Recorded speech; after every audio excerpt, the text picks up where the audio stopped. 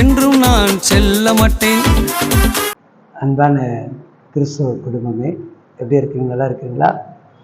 நான் உங்கள் குடும்பத்தில் ஒருத்தர் நான் நம்பி தான் உங்களோட என்ன பண்ணுறேன், பேசுகிறேன். நீங்கள் உங்கள் சகோதரனாக, உங்கள் தகப்பனாராக, உங்கள் தாத்தாவாக என்னை நினைப்பீர்கள் என்று நம்பிக்கையோடு கூட இந்த நாட்கள் உங்களை சந்திப்பதற்கு மிக்க மகிழ்ச்சி. ஆண்டவர் நம்மை சிருஷ்டித்தவர், நம்மை உருவாக்கினவர், அவருடைய நாமத்தை நமக்கு கொடுத்திருக்கிறார். அது விலையேற பெற்ற ஒரு கிஃப்ட். இது எப்படி சொல்லலாம்னா, சில தகப்பனாருக்கு சொத்து இருந்துச்சுன்னா சில பிள்ளைக்கு மேலே பிரியமாக இருப்பாங்க. என்ன பண்ணாங்க, அந்த பிள்ளைக்கு கொஞ்சம் இம்பார்ட்டன்ட் கொடுப்பாங்க, கொஞ்சம் முக்கியத்துவம் கொடுப்பாங்க. தெரியும் இல்லையா?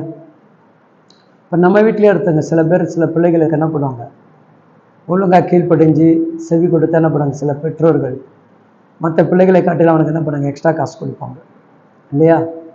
அப்போது இல்லைன்னா சில பேருக்கு ரொம்ப பிரியமாக இருந்துட்டான், அவன் தப்பு செஞ்சால் கூட அவங்க தாய் தகப்பன் அந்த பிள்ளை மேலே பிரியமாக இருந்துட்டா கூட அந்த பிள்ளைக்கு என்ன பண்ணாங்க, விசேஷமாக கவனிப்பாங்க இல்லையா?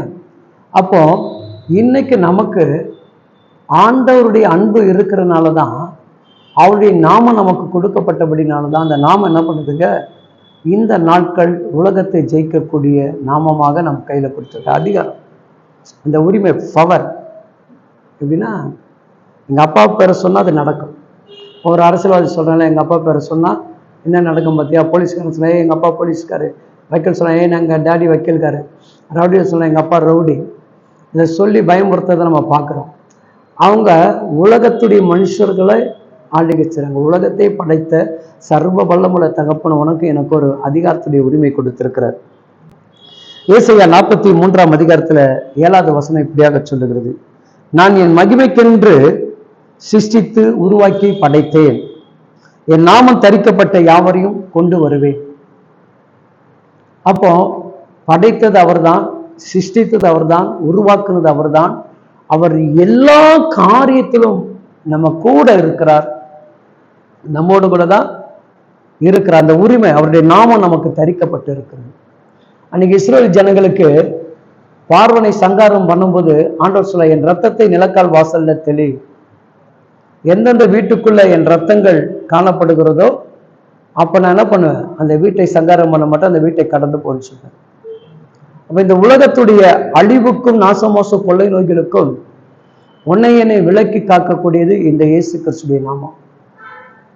இந்த இயேசு கிறிஸ்துடைய நாமத்தை நம்ம அதிகமா உச்சரிக்கணும், துதிக்கணும், பாடணும். ஏதோ ஒரு சூழ்நிலை கண்டு நம்ம என்ன பண்ணக்கூடாது, தேவனை தேடக்கூடாது. நம்மை சிருஷ்டித்தவர், நம்மை படைத்தவர், அவருடைய நாமம் நமக்கு கொடுக்கப்பட்டிருக்கிற என்கின்ற நம்பிக்கை உடையவர்கள் எக்காலத்தில் என்ன பண்ணுங்க, இந்த இயேசு கிறிஸ்து நாமத்தை பயன்படுத்து. சாதாரணமா ஜெபிக்கும் போது சொல்லி ஜெபிங்க, இயேசு கிறிஸ்து நாமத்தினால் இப்பொழுது என் குடும்பத்தில் ஒரு சமாதானம் கிடைப்பதாக, இயேசு கிறிஸ்து நாமத்தினால் என் வீட்டுக்குள் ஒரு சந்தோஷம் கடந்து வருவதாக, இயேசு கிறிஸ்து நாமத்தினால் எங்கள் வீட்டுக்குள் கீழ்ப்படியாத ஆவி எங்களுக்குள் யாருக்குள் காணப்பட்டாலோ அந்த ஆவி இயேசு கிறிஸ்து நாமத்தில் நாங்கள் பூமியில கட்டுகிறோம் என்று சொல்லி என்ன பண்ணுங்க, இந்த இயேசு கிறிஸ்துடைய நாமத்துடைய அதிகாரத்தை என்ன பண்ணுங்க, ஜெபத்துல பயன்படுத்துங்க. இந்த ஜெபத்துல நீங்க பயன்படுத்ததான் என்ன பண்ணுங்க, அது உங்களுக்கு வாழ்க்கையில அதை கிரியை செய்ய ஆரம்பிக்கும்.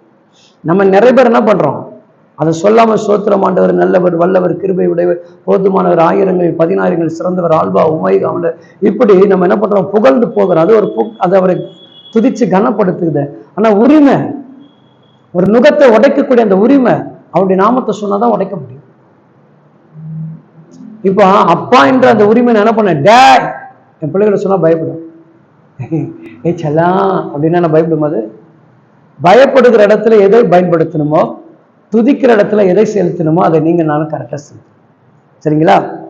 அப்படி நீங்கள் இந்த நாட்கள் இயேசு கிறிஸ்துடைய நாமங்கள் தரிக்கப்பட்டவர்களாக நீங்க இருக்கிறபடினால் இந்த நாமத்தை கொண்டு என்ன பண்ணுங்க, உலகத்தை செய்யுங்க. இந்த நாமத்தை கொண்டு உங்க போராட்டத்திலிருந்து விடுதலை கொண்டு வாருங்க. இந்த நாமத்தினால நீங்கள் ஜெபிக்கக்கூடிய எல்லா ஜெபங்களிலும் ஒரு பெரிய மாற்றங்களும் சந்தோஷத்தையும் சமாதானத்தையும் கொடுக்கும் என்று நான் நம்புகிறேன். அல்லேலூயா. ஆவியானவர் உங்களோடு கூட இருந்து பெரிய காரியங்களை செய்வார். ஜெபிப்போமா? மகா பரிசுத்தம் இரக்கமுள்ள எங்கள் அன்பு தகப்பனே, இதோ நீர் படைத்த உம்முடைய பிள்ளைகள், நீங்க உருவாக்க நம்முடைய பிள்ளைகள், சிருஷ்டித்தவர்கள், உம்முடைய நாமம் மகிமைக்கென்று எங்களை தெரிந்து கொண்டதற்காக உமக்கு நன்றி செலுத்துகிறோம். ஆனால் உம்முடைய நாமத்தை நாங்கள் மகிமைப்படுத்தக்கூடிய அளவுக்கு அந்த அதிகாரத்தை எடுத்து செயல்படுத்தக்கூடிய மகனாக மகளாக எங்கள் ஒவ்வொருவரையும் நீர் மாற்றி ஆசீர்வதிக்க வேண்டும்படியாக ஜெபிக்கிறேன். இப்பொழுது ஜெபிக்கிற பிள்ளைகளுக்கு உம்முடைய நாமத்துடைய மகத்துவத்தை உணர்த்தி அவர்களை விடுவித்து நீர் காத்துக் கொள்ளும்படியாக ஜெபிக்கிறேன். இயேசு கிறிஸ்துவின் ரத்தம் ஜெயம் உண்டாகட்டும். ஆமென். ஆண்டவர் அப்படியே செய்வாராக. God bless you my child.